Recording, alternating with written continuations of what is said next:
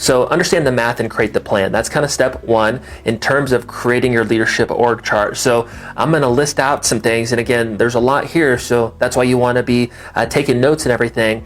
I'm going to go through some questions, and then I'm going to go through an example of answering these questions to ideally illustrate what we're trying to do in terms of creating this org chart. So the first question is going to be, what is your current sales revenue? Okay, so what is your current sales revenue? Next question, what is your revenue goals for the business? Next question, what is the difference in revenue to hit our goal? So hypothetically, if our revenue today is 1 million and we want to get to 10 million, the difference is obviously 9 million. So what's the difference in revenue to hit our goal?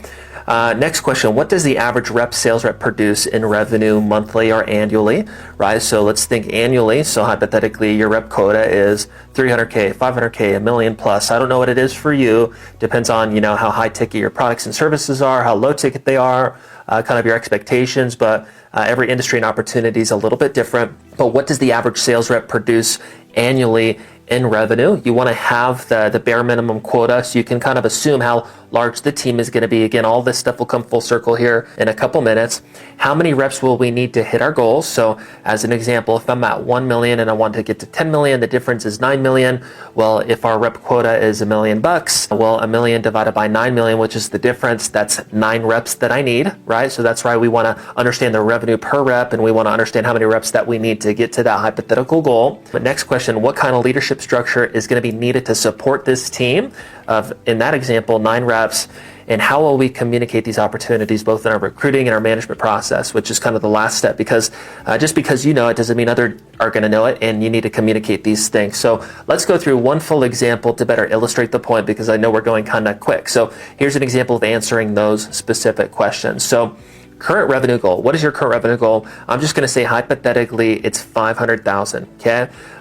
Goal revenue, right? Where do you want to go? We're going to go, for the sake of this example, we're going to call it $5 million. Okay. Now, if you're doing hypothetically 500K in revenue, most likely your big next goal is $1 million, max 2 million.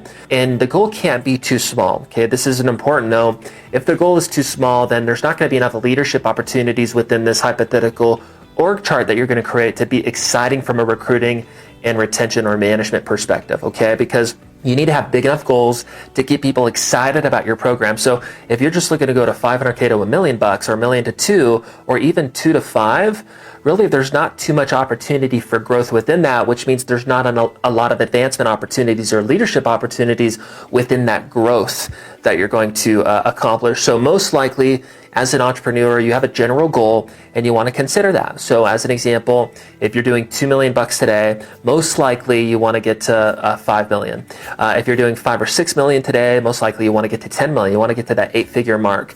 So you just want to think about, okay, is my next big goal that I really want to accomplish, is it exciting from a growth perspective? If it's not, you want to step it up a little bit. And so you would do from there is you go, okay, hypothetically, if I hit my actual goal today, what would my next goal be? So as an example, if I'm doing $6 million in revenue today, most likely the actual goal is to get to 10 million, which is 8 figures.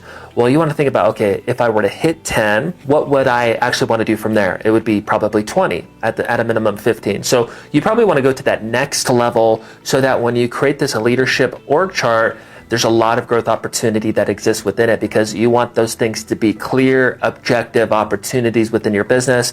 And then from there, it's laying the path to advance into those, which will come full circle by the end of this training.